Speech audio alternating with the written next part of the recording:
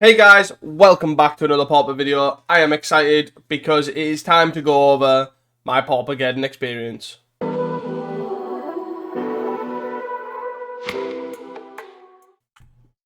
Hey guys, welcome back. So today I am going to cover my Paupergeddon experience as a whole, and that is not just like matchups, that is not just what happened or all that sort of stuff. It is basically everything. So it's a bit raw how I'm doing this. I'm just literally going to talk. I'll try and split this up into organized timestamps for you, but basically this is sort of like I'm just going to roll with it and see where it takes me, really. I've got some tabs above, as you can see, to sort of talk about. But essentially, so basically we decided to go. There was 5 of us that went, and we booked this over, God, must have been almost a year ago before going. And essentially we were under the impression, as always, like most of the time, they're open on a Friday. For whatever reason, sometimes they do like Player of the Year events, sometimes they just do other things. But my understanding was that they're normally there on a Friday. If that is not the case, that is fine. But that was the impression that we were led to believe. So we booked it we flew out Thursday morning. And we basically got to our apartment, which also was pretty insane, to be fair. It wasn't like mega, like some sort of crazy like suite or anything, but the fact that it was a really cheap apartment that was very clean, had a lot of different amenities there, was really good. So shout out to them, obviously. Not that they're gonna be watching, but still, it was a really good apartment. Anyways, we got there about 2 o'clock, and obviously the first thing we got to do is we go wander. So we wandered, we got some amazing focaccia and all that sort of good stuff. But we obviously then discovered, I think after speaking to Walker, Walker said that it's not open on the Friday due to, I don't know if it was due to like a reason or if it just isn't this time or whatever. So so basically because of that, our understanding was that we'll have Thursday afternoon to like see Lecco or whatever, and then we flew out Monday night. So we were like, oh, we'll go see Milan because we flew just outside of Milan. We'll go see Milan on Monday, and then there are 2 chill days effectively, and then Friday, Saturday, Sunday is obviously Paupergeddon. So then we just sort of gained this extra day, which was fine. Like obviously there was plenty of stuff to do, but when we were wandering on Thursday, we discovered this LGS here. Playtime Lecco was the LGS. We went round, of course, on Thursday night. Just to wander. Like we were like, oh, we went for. I think Thursday we decided to go for a walk. We sort of went for a walk like around here, and all the way around here. Yeah, which was quite nice. But lovely place. We had some amazing pizza, sort of like here-ish at one of these bars. It was very good pizza. It was one of the best pizzas we'd had, to be honest. But yeah, we basically discovered this playtime Lecco, and then we went in, and there was this lovely guy called Gigi, and he was just there was 2 people playing modern, and there was him just wandering around. I think he was like putting stock up, and then we sort of like all 5 of us bought something, I think, or at least 4 of us did, more just to have something to open, basically. Like I think I bought some Japanese and Italian Frex and Albu one, because I kind of wanted some like Japanese or Italian stuff for Poison Storm. But anyways, so we got there, and then we were like, oh, what do you do tomorrow, like for Friday? Because obviously we've just lost this day, and they're like, oh, there's an F&M on, and it's a Pauper F&M, and it's at 9 o'clock. We're like, oh, perfect. So basically we went there. Friday we sort of did whatever. I can't remember what we did during the day now. Oh, Friday I can't remember what we did, but anyways, we ended up at 9 o'clock. We went to the Mexican. Went to this Mexican, which was not good. Highly not recommend it. I think we all got the runs from it, so highly do not recommend. But yeah, we basically went to this Playtime Lecco for F&M. We all played basically our decks.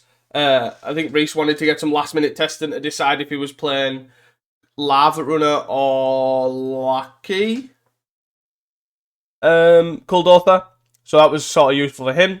And it was really good. Like, you literally, I think you paid like €2-3, and it was if you for entering you get a chromatic star promo, which was pretty cool. Then if you go 2-1, you get a promo land, and then if you're 3-0, you get I think it was a lotus petal. So yeah, there was 5 of us that went. I versed one. I think it was like 15 people. I can't remember what I versed. I versed round 1. I versed something that was, I think it was a pretty good matchup. Yeah, it was a good matchup, and I ended up winning it. I can't even remember what it was. It was Walls. The Multi Oblivion game 1, and then obviously I had the interaction game 2. So I ended up winning that game, and then rounds 2 and 3, I ended up versing locals, like who came with us. And I've been testing with them, and generally they're both pretty good matchups. One was Blue-Black Steelfin Whale, and then the other one's Elves. But obviously at that point, I just got the variants, and I ended up losing. So I went 1-2. But one of the other guys, Michael, or the Juggernaut as is now being named after this event, he went 3-0 with Bogles, which was pretty nice, and ended up with the Lotus Petal, which was sweet. So that was great. Shout out to Gigi, because it was obviously just a great ran event, and it was a great LGS. And if we are ever in Lecco, we will definitely be going there. And I highly recommend if you are going to Lecco, to go to this LGS, because it is a really good LGS. But that leads us to then obviously Saturday, the main event. So we get there a bit early. Anyways, and then we're allowed in a little bit early as well. And we're talking to people, obviously finally meeting certain people. So like Adapter, I've never met in person. It was great to obviously finally meet him in person. And then obviously Sap, who was one of the commentators. Obviously finally meet him, and shout out to Sap for obviously helping us through, like, any time we had an issue or needed reassurance on getting there. Sap was there to obviously like pretty much help us like with everything that we could possibly need, which was really, really good. So yeah, probably without Sap, we probably wouldn't have went, to be honest. So that's pretty good. And shout out obviously finally meeting him in person. He's one sick human being. So shout out there. But then anyways, we met those. Met Hyson as well. Finally met Hyson in person. We did see Pigonti, but I don't think he spoke. He was very busy every time I seen him. But anyway, so that was the main event. We obviously met some people. We met Walker, Mavani as well. Shout out to them. I think I've covered everyone who we met at the start before the event. And yeah, so then round 1 started. I guess beforehand, we should the spice rack sort of event thing. The thing that you register your deck on was so easy for players. It was literally deck registration, and you put a Moxfield link in there, and then that's your deck submitted, and it pulls it from Moxfield, which is incredibly easy. So for me, who also shout perfect time and follow me on Moxfield, so I put every deck, or almost every deck, unless I forget, that I play record with on here, and I've favorited some. So if everyone clicks on my profile, they'll see, like, literally they'll see my favorited decks. But which was pretty cool and really easy to do. Obviously, I just basically grab Poison Storm. This is literally Callie's list. I don't know if it's his most up-to-date list, but I'll put the image up here. It's probably easier. Which is also, by the way, another useful feature that Moxfield don't advertise. If you get the deck list, I don't even see here. If you get the deck list and you literally just put bracket image, like here, it literally just pulls up like a sort of goldfish image. It is a beta, so it can be a bit slow, but it is really good. I use this for when I'm making the deck guides. It's a really good way and useful way of showing it. But basically, this is the deck list I played. I played Poison Storm, and I played 2 Chalice, 4 Prisms, no Petals, 1 Breath Weapon, 1 Prologue main, and then a bunch of autos, 4 Snaps. I played 2 Sandstone Needles as well. I worked quite a lot with Callie, and I was solidified on. I was on Ultratron for quite a while, but then I realized Ultratron has a really mid Wildfire matchup. So that basically led me not to go down that route.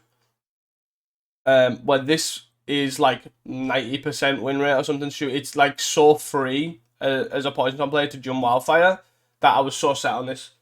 The sideboard's very narrow because there's so many matchups you don't really care about. So 4 Moments Peace, 4 Dispel, 4 Bring In, and 3 Breath Weapon, all fairly stock, fairly straightforward.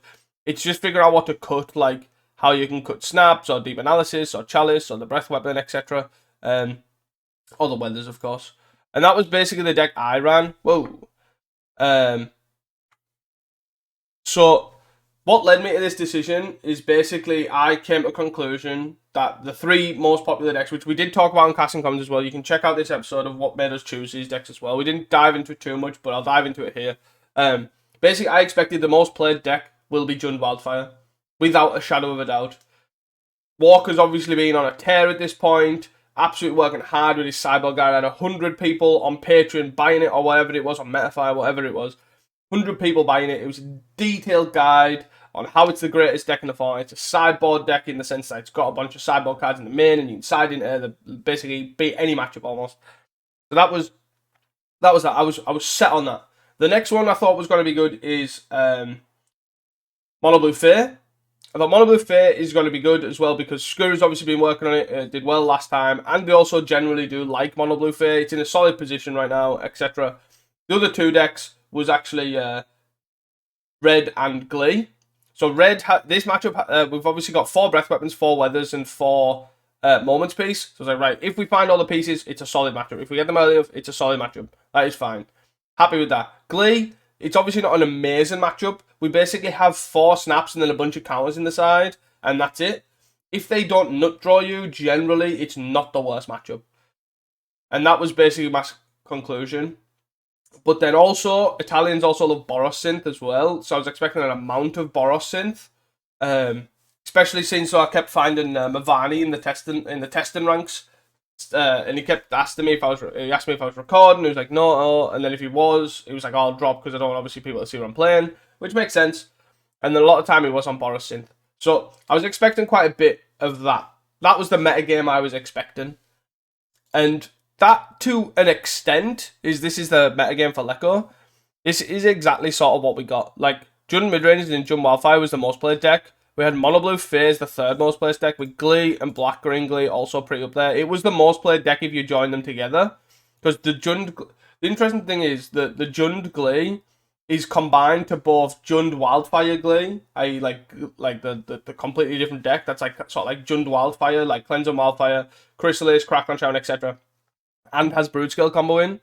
But then there's also the Black Green Glee with Writhing Chrysalis, which is basically Black Green Glee splashing a mountain to play Writhing Chrysalis, where that comes under Jund Glee, which it then converges both of these to the same deck almost. If you probably split how many Jund Wildfire Glees there were, I wouldn't be surprised if there was less than like 10.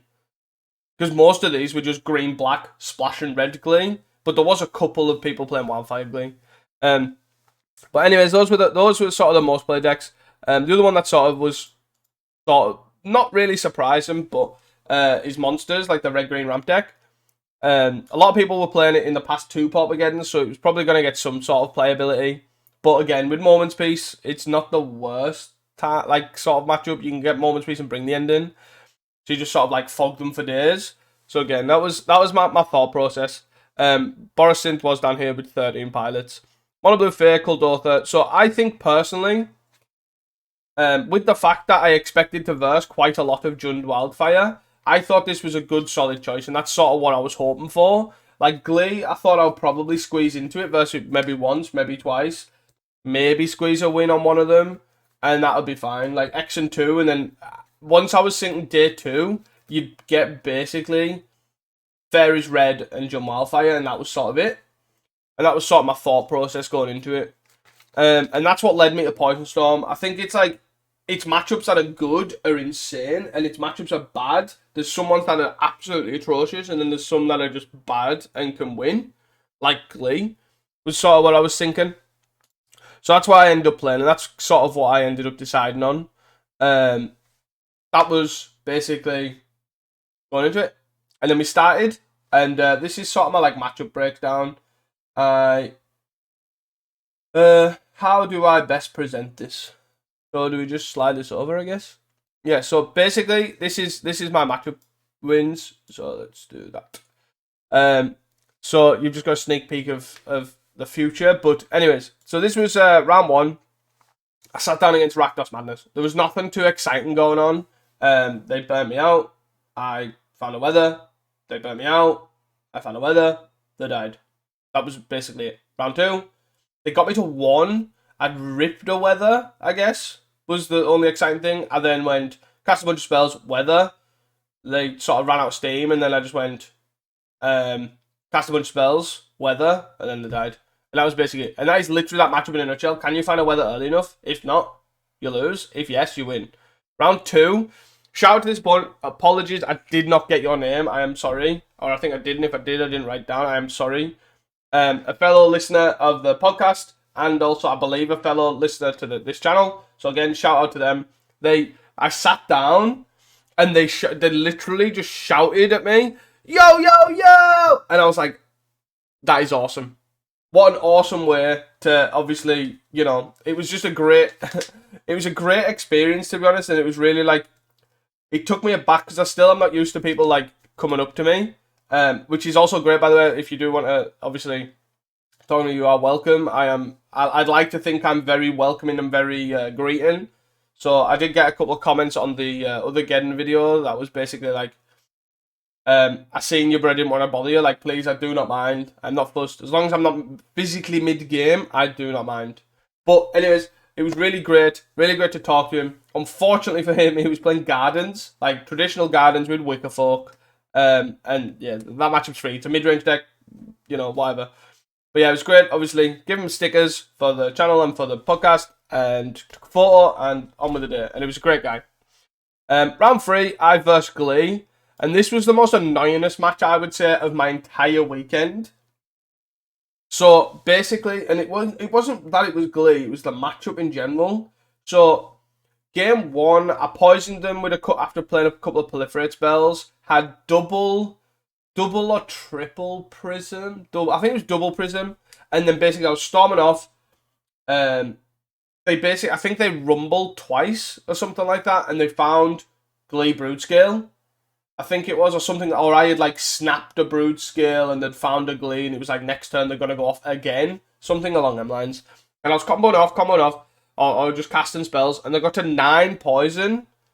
And then after that, I looked at my hand and I was like, right, I need 1 more poison spell.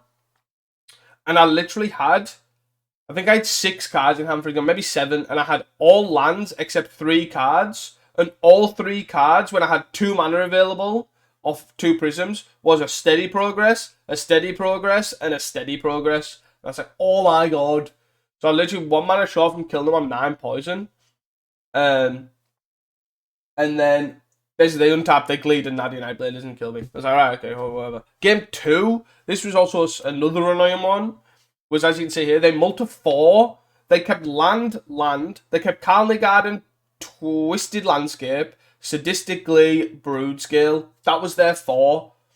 And then they played Garden, they untapped, played Landscape, passed the turn, they then, end of turn, cracked their Landscape, got a Swamp, untapped, played another land, so in the 2 draws they drew a land, played Brood Scale, played Sadistically, so tapped out completely, 1 card in hand, unknown, and went go.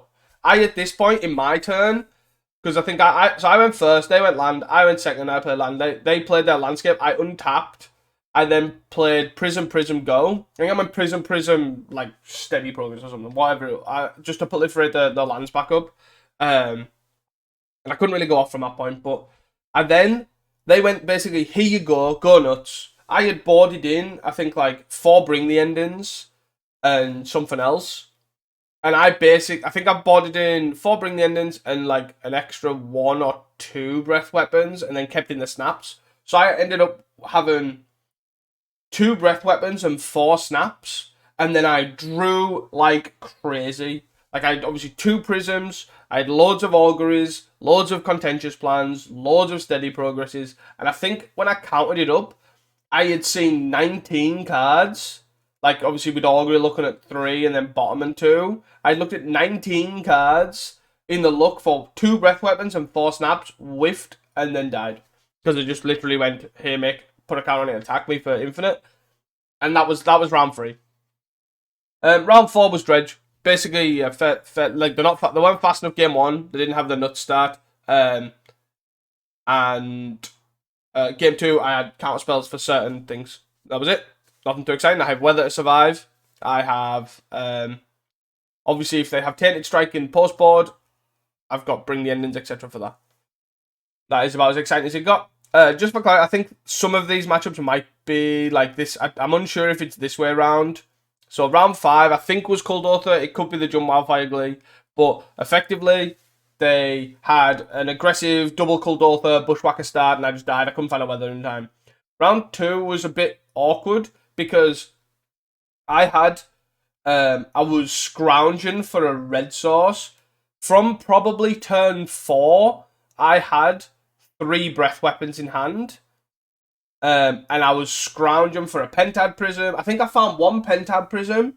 And I found it at the end. And it probably was a mistake, maybe. I then basically ended the turn with a Prism on 2. And then I was fully tapped out. And they basically, I think they like untapped Cast into Fire. The Prism, I think it was. Or they did something to try and attack the Prism. And I ended up burning it to play like an Augury or something like that. Or something along them lines. Anyways, but or they didn't have any creatures at the time, maybe, and I had more mana, something along them lines, and I couldn't breath and put it. But that then was my only red source for a long time. So then I weathered a few times, I Moment's Pieced a few times, but it got to the point where I was taking hits for like 12. So like I'd weather back up for like 18 or 21, and then they'd hit me for 12 and put me low again. I was like, right, I need to find another weather, so I'm out of burn range, and I need to find more a red source for a breath weapon. When I did find the red sources, it was too late. I just got burnt out. And it was just unfortunate. It was like, the matchup's probably solid. Like, you have all these things to survive. Like, obviously, I survived for a long time. Like, I think I cast 3 Moments Pieces. But the time between finding Moments Pieces and not, I took a lot of damage. So that just meant, because I didn't have the red source for breath weapon. And that basically put that to an end. Round 6, that put me at, if you are keeping track, win, loss, win. So that put me 3-1, that put me 3-2. And then I versed Jump Wildfire Glee. I think this was the other way around. I think I versed Cold Author after Wildfire Glee. This was also a 1-2. This was, yeah, basically I mulled. They mulled like 5. I think actually both mulled 5, but I think our deck, if they don't find an early Deadly Dispute or whatever, is, because they're also the Wildfire version, is infinitely worse at finding the like it's a lot slower, for example. So that's that. I basically lost. They mulled to Oblivion. I sort of won game 1, and then game 2, I just, again, similar to this one, I couldn't find enough answers, especially with this one when they have Chrysalis. So it gets really awkward. Like Chrysalis matchups, just sort of want to bring in Moments Piece, but you can't bring Moments Piece in because of Glee. So yeah, it was like really awkward. But they also, I think, one of the games they just naturally had it, and they just like naturally had Nightblade a lot of the time, which was quite annoying. I think actually both games they just had. I don't think they drew many cards, and they literally just cast like Wildfire. They kept Wildfire in my lands as well, which I ultimately don't think is a good strategy. Like, just don't do that. Not a good plan. You want mana more than I want mana. You're a very mana hungry deck, so you want mana more than me. But yeah. Then we have round 7. Round 7 wasn't really a round. I versed Rakdos Madness and I lost. But effectively, I played game 1 and I lost, I think. I played game 2 and then I won. But then at the same time, I was sat next to Ross, who's a guy from London. He was a well-known player. Shout out to Ross, obviously, for playing Land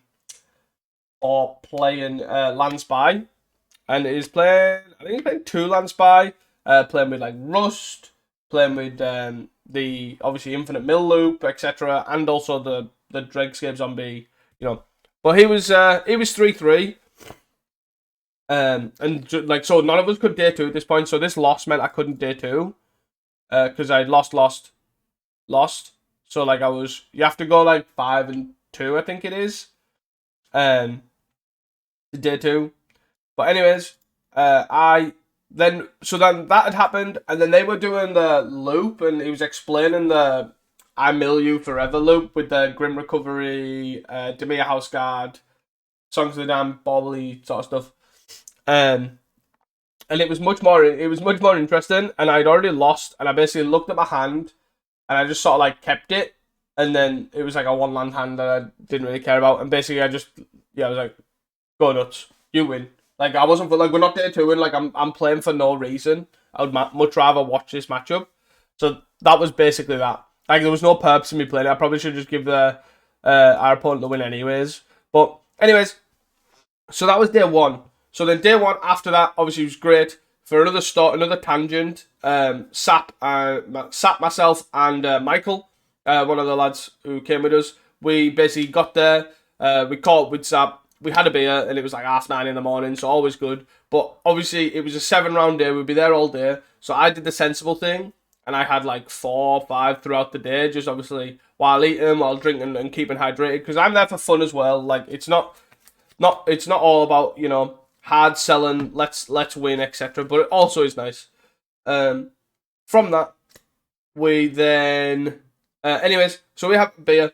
By the time we sit down, Michael's decided to have 3 beers. And the interesting thing is, yeah, he was playing Bogles, and he was 4-2 going into round 7. So if he won round 7, he day 2'd. Which is another thing that they also do, which is quite good, is 5-2 or X-2 will top 8. X-2 also day 2s. So if you then lose your round 1 day 2, you basically can't top 8. So you're playing for like top 16. So then that also means that what they've done is after day 2 of round 7, they play day 2's round. After day 1 round 7, they play day 2 round 1 first. So before you go, so you're on round 8 before you leave on the Saturday, but it's actually day 2, which is really good way of doing it, because a lot of people, if they lose that match, they either won't turn up on Sunday because they can't top 8, they'll drop, or they know to drop to play the side event on day 2. Which is incredibly good. A good way of doing it. They said they tried it in Rome and it worked. And I definitely agree. It's a good thing to... And it shows that even now, after so many Paupergeddons, they're still trialing stuff and still progressing. That's pretty good. But anyways, Michael then decided, because he was 9 cans in, that he most definitely probably misplayed. Because he was not in a great state. So, yeah. So none of our team day 2'd, and he was the best performing one. Not a bad team day 2. Anyways, so that meant day 1, we then went out with all the UK lot. We went out with the London crew, the Newcastle crew as well. Shout out to James, shout out to Morgan as well.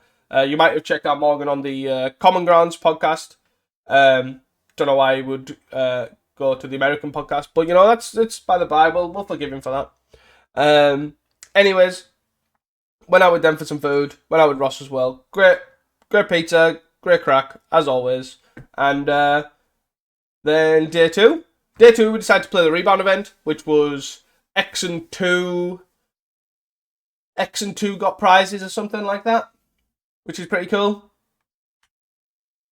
So X-2 got prizes. You again registered your deck at Spice Rack, and this time, so I was reluctant to play Poison Storm because my whole purpose, again going back to this, my whole purpose for Poison Storm was to verse Jun Wildfire. I also guess before I touch on that, every single other player that was come with us, who were 4 players, versed Jun Wildfire multiple times. It was the most played deck, and they versed it multiple times, which is always great to see. Because as you can see here, I versed it. If you didn't click, I didn't verse it at all. So yeah. So going back to this, so obviously Jund Wildfire, I expected quite a lot of the pilots to basically to day 2, which they did. They had a fair bit. It was obviously 27% of the day 2 conversion rate, etc. The most one was Kuldotha, which again makes sense. But what I actually expected was a lot of Fear, a lot of Affinity, and a lot of Kuldotha. which was where I was sort of thinking, like, all the Glee players will probably have day 2'd, or most of them will have day 2'd. Most of the Wildfire players have day 2'd. And then you've got Kuldotha, and you've got Grixis Affinity and Fairies. So that was sort of what I was expecting in this rebound, along with obviously people that had either picked Jund Wildfire or picked somewhat spicy and was like, right, I'm going to play the spicy stuff. So yeah, so then basically I then asked James, the Newcastle lad, to borrow Mono Black Sack because he said he had it, bar something, bar Mortician Beetles. I was like, yeah, I'm sure I can find some Mortician Beetles. So that's what I expected. That's what I expected to verse, and so that's what I expected to play, and I couldn't find any Mortician Beetles, and at that point, there was no point in playing it. So Reese had another deck with him. He had Dredge with him, which he actually meant to bring Elves, but he brought Dredge, which was a blessing in disguise, I guess, because I was thinking about this, and I was like, right, Dredge actually probably has a solid, for most part, most of their matchups. Like Kuldotha, it's fine if you find Naught to the Bone. Fairies of any variety is pretty solid, especially with the board that we had. And then Grixis is fine if you can sort of get from under them, and you have playability for that. So that was the idea, and I was like, okay, I'll take Dredge. So I registered Dredge, and this is what I registered. I'll put the image up, which is it's pretty much a stock Dredge list. There's nothing really too out of the ordinary. The main thing is we're on 4 circles and 2 prowlers. And that is it. We've got 3 Ancient Grudge, as you can sort of see there, 3 Rays, 3 Tainted Strikes, 2 Bogs, 4 Desert, which you can see here. And that was the big one, was basically I was expecting this, and I had game with Tainted Strike against the other combo decks and the wild decks that are coming out with life gain, because I expected quite a bit of Packed Terror as well. 4 Deserts are great against Fairies. Bajuga Bogs obviously great against in certain matchups as well. And then Grudge and Ray obviously are also solid against what I expected there. So I played this. Everyone else, I believe, played their same deck. Aslan played Whale. Steelix played Elves. Reese played Kuldotha. And Michael played Bogles. Yeah, so everyone literally played their same decks. So then that brings me to the rebound event. So day 2, rebound event. I versed Glee. Great start. I 1-2 lost. We didn't find any Rays or Tainted Strikes early enough to... I think we actually had enough. I think we had enough to kill them. We as in me, obviously. Enough to kill them, but we didn't have a Tainted Strike. I had enough to kill them with a Tainted Strike, but couldn't find a Tainted. I think we milled 2 Tainted Strikes. Round 2, I versed Blue Black Fear. Fairly solid matchup, beat that 2-0. With the 4 Deserts. Deserts plus Circle of Landroid is just great. Again, I can't remember the order on this. I didn't write this one down at all, so I'm just remembering everything. But I know the first one was Glee, the last one was this Fair Affinity. Other than that, I'm hazy on the order. But I'm just sort of remembering going through our chat to say what record we were. So this is sort of how I'm remembering anyways. So round 3 was Boros Synth, Thraben Charm.deck. They found 2. I was still able to overpower it. And the big skill, I think, which I think I managed really well, was overcommitting a Dredge. And that is one thing that is a real big problem.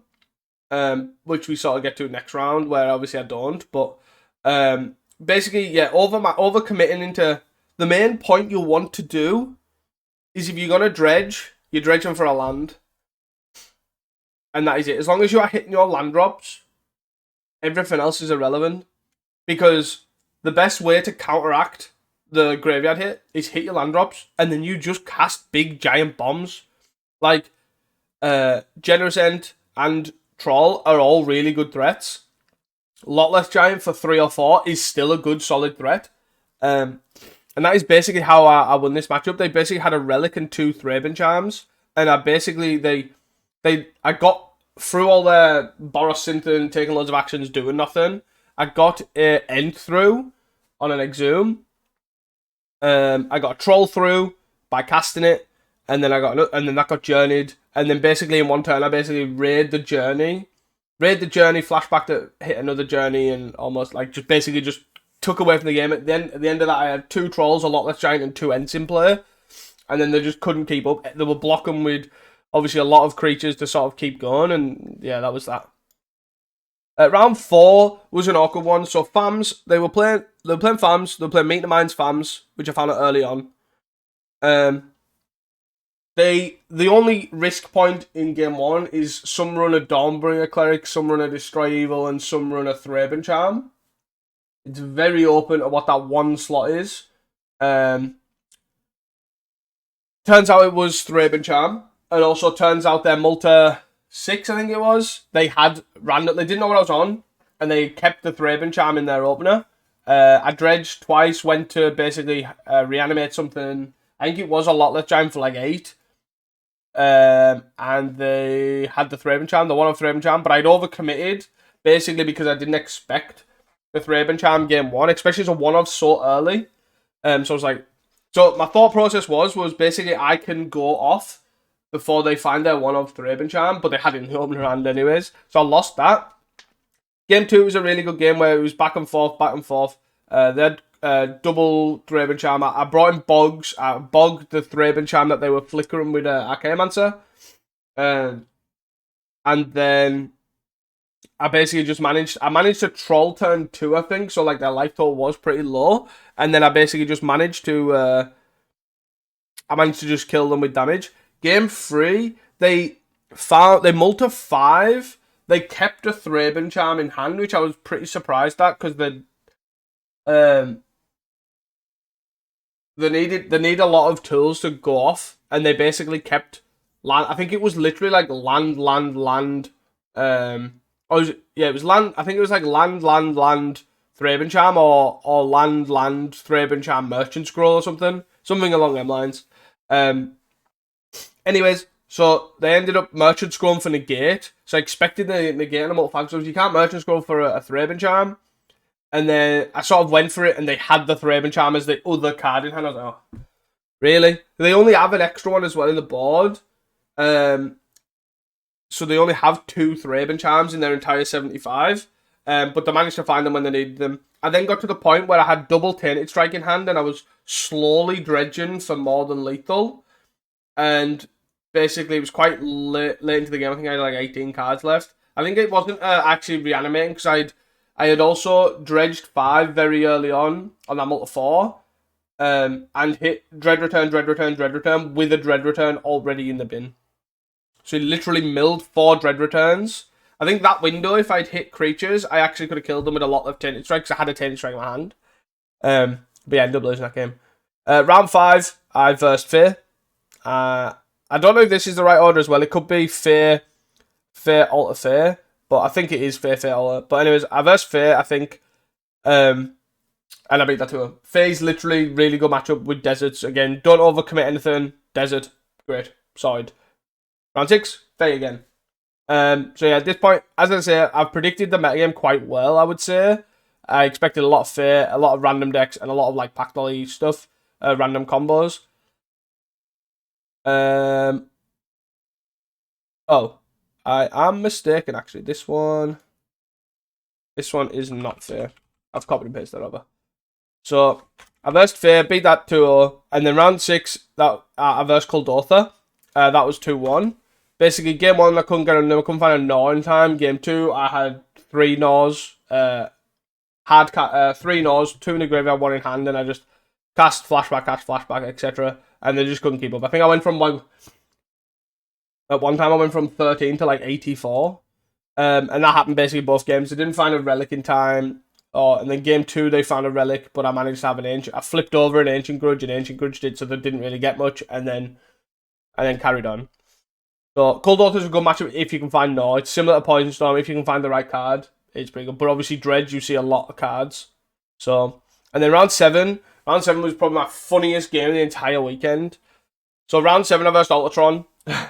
And I talk about this in the podcast as well. Basically, I versed them round 1. It's free. I dredge. I combo. They basically do nothing. They're doing Tronny stuff. Find a Tron, and then it's like, okay, I'm on the play anyway, so you're dead. Game 2, they play. So I bought in Tainted Strike. basically because they gain life, they have weather, they have Pactol. So I put in Tainted Strike. I also put in Bog and Grudge. Bog is fairly easy because I just basically cut 2 lands. I think I cut like a Swamp and a Forest. But it's useful enough to find off Circle to bog like Manatraders if they overcommit. Then Grudge is obviously great for doing that also. Anyways, so they don't find Tron. They think that, first of all, they think they find Tron. They play Mine. So they play Mine. They play something random. It wasn't a map. Or maybe it was a map. No, it wasn't a map. Then they turn 2. They play Swamp. Play something. I think maybe Crack a Candy Trail. I think it was Candy Trail Crack. Turn 3, they play a Tower. Then they play Altar. Astronaut's Altar. So they haven't got Tron yet. They've got Swamp, Mine, Tower. Then untap, play a Mine, tap the Mine for tap the Tower for 3. And I was like, no, you haven't got Tron. And he like basically like shows he's like, look, I've got Tron. I was like, no, you've got 3 Tron lands. They're not the same. And he was oh, so he taps all 4, but he basically went Tower, Swamp, Pactol. I was like, what?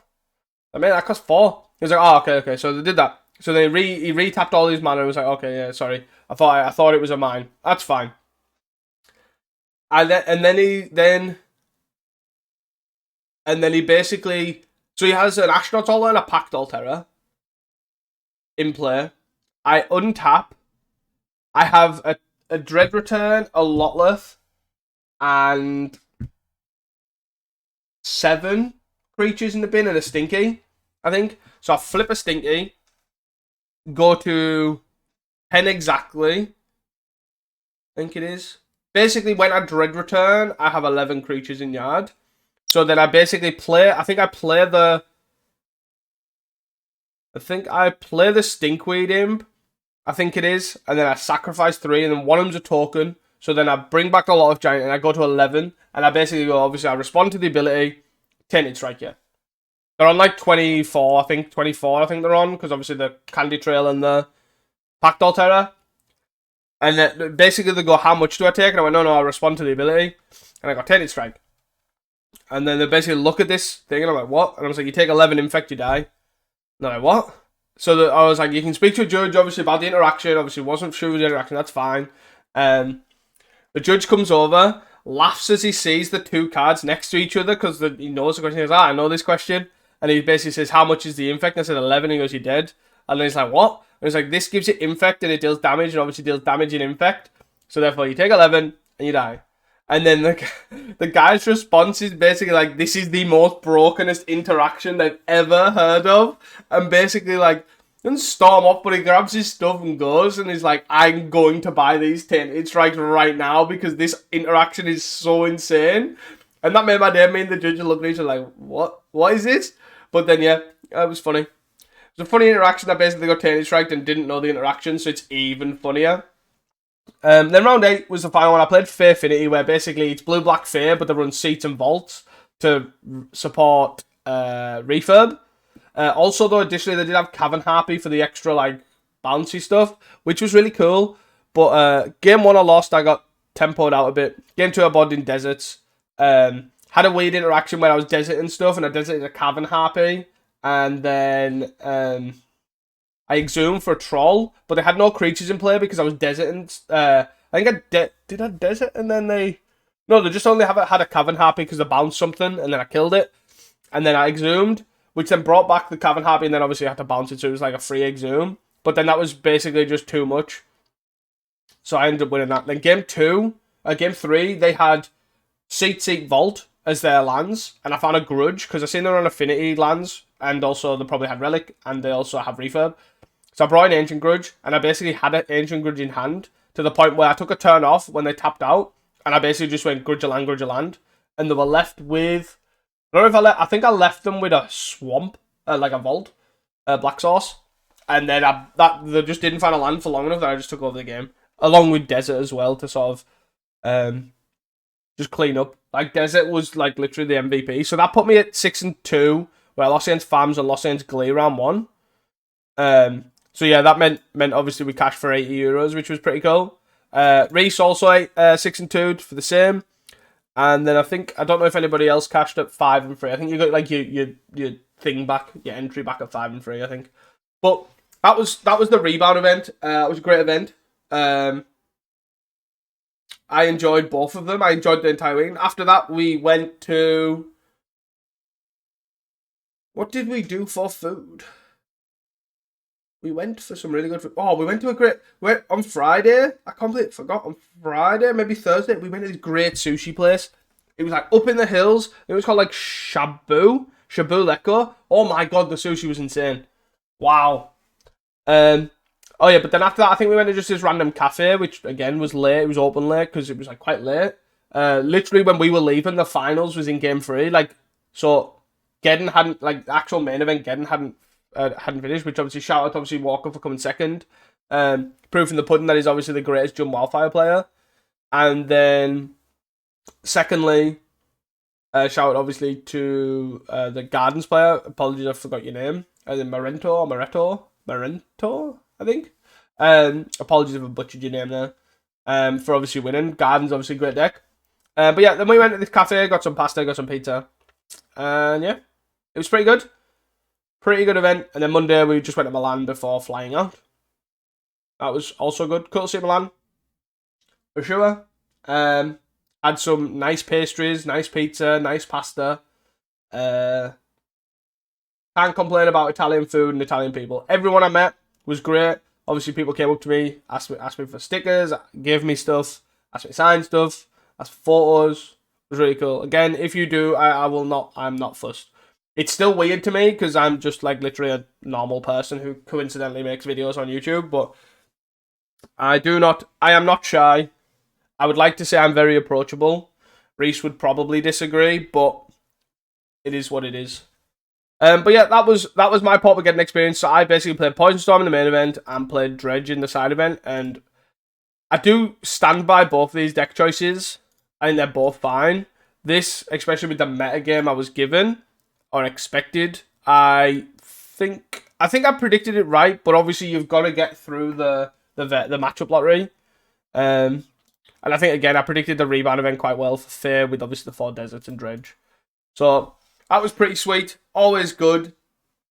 But I do want to, obviously, without making this a complaint video, because I'm not, obviously, currently, Glee in the metagame, obviously it might change soon with the potential bans on Monday or whatever, if something does happen. Glee, at the moment, regardless if it's a most played deck or not most played deck, it creates the format similar to Glitters, where effectively you warp around Glee to have this high variance, high impact game. So early on, like, this is why Bogles is great right now. That's why Kuldotha is a solid choice. Because you have these decks where you basically have to have these early interactions very early. And you have them, you win. You don't have them, you lose. So Dredge is the same. Like, obviously, against Kuldotha, you end up finding Nort early, you win. You don't find Nort early, you lose. And it creates these high variance games. So even in good matchups, it's like against Glitters. Glitters forces you to have the snuff out. You have the snuff out, you win. You don't have the snuff out, you lose. And that's sort of how it was. And that's how this is now. The main difference is Glitters gives you extra turns because it's not a combo deck. It's a combat deck. So it attacks, gets it a lethal, but it does that over 2 turns or 3 turns. Because obviously you can't get enough artifacts to kill them in one hit usually. So it's like that. Glitters and Glee are very similar. The big difference is Glee is lethal. Glitters is not always lethal. So it forces it into an even more aggressive, even more high variance. If they have it on free, which is obviously, again, not that likely, but it's not unlikely, you die. If they have it later, you die because you've got the protection. They've got the protection. So it kind of like is this really awkward middle ground where it's just high variance magic, which is what it is. That might be the case. Chrysalis does the same. They all of the format as a whole is a high variance, high sort of impact format where you've just got these powerhouses cards, powerhouse decks that just try to do what they do. They do it very early, you lose. You don't do it very early, you win. And that's it. And you just live and die by that sword. And I think, like, same with Poison Storm, you find all your Penat Prisms, you poison early, you win. You find all your proliferate and interaction, you win. You don't, you lose. And it's just, that's a state of the format in general. That's why, like, mid-range is on, like, a... Mid-range bar Jund mid-range is on a downward trend. because Jund mid-range is different because it literally is good cards.deck. Like, Chrysalis is hard to deal with. Refurbs value constantly. Deadly Dispute's the most broken draw spell in the thing. And that's sort of how that sort of stemmed. So, that is fine. That is the state of the format. I think I predicted the metas very well. Obviously, the day one, I just got variance in the... Obviously, I versed a lot of... I versed a lot of Rakdos Madness. I versed a lot of, like, non-deck... Like, decks that I wouldn't... I wasn't aiming for. Not that I wouldn't expect, but I wasn't aiming for and hoping to avoid. It is what it is. One of the guys versed Jund Wildfire 4 times. Or something like that. Like, you know what I mean? That's the matchup spread I was looking for. So, yeah, it is what it is. I had a great time. My one criticism, by the way, I think the event was fantastic. If you are even considering any Paupergeddon, I definitely recommend going to Lecco. Obviously, I don't know what the others are like. I haven't been. But they're all run by the same people now, so they're probably going to be very similar across the board. My one advice for anyone who is in Paupergeddon and listening is there is so much stuff that happens there. There's so much stuff going on, like all sorts of different things available. Like, obviously, Shivan had the serialized so many altars, refurbs, etc. There's all sorts of different vendors, all that sort of stuff. But there is no communication. I'm assuming there might be in IPT Italian land, like over here, like in their bubble. There is no English, vast world communication to know what is going on. All the other UK guys have been before, and they know Shivan does these altars. This person happens here, like this thing's happening here, this thing's happening here. They know what's going on because they've experienced it. If you have not experienced it, it is so incredibly difficult to understand what is going on. Like, imagine that we go to an event for example, like Action or Nationals or whatever. You go and you do not know what other events is on. Like, you can buy side event tickets for Action now. I can tell you what is going on now, happening, what the artists are, what the vendors are, etc., etc. Getting nothing, absolutely nothing. Communication-wise, it is so hard to know what is going on. It's literally just word of mouth. Crazy. But other than that, that is my only complaint is comms. Comms is an easy fix. The event itself, fantastic. Highly recommend it. And the other thing, obviously, if you didn't hear, Heathrow had a fire which shut out a lot of flights. Unfortunately, Will Hall was on that flight, so he couldn't attend to go in person for the streaming. I didn't get a chance to watch the stream because I was obviously there. I don't know if he ended up dialing in or whatever to the thing, but obviously pretty unfortunate that Will couldn't be there, which was pretty gutting. But it is what it is. As he said to me, the show must go on and it'll go on without him. Yeah, it was a great event, great weekend, and I can't believe I've been talking here for about an hour. So, I would highly recommend going. That was my experience of Paupergeddon. Please do not forget to like and subscribe. I apologise for droning on for so long. I hope you have enjoyed this video, and I will see you guys for the next one. Peace.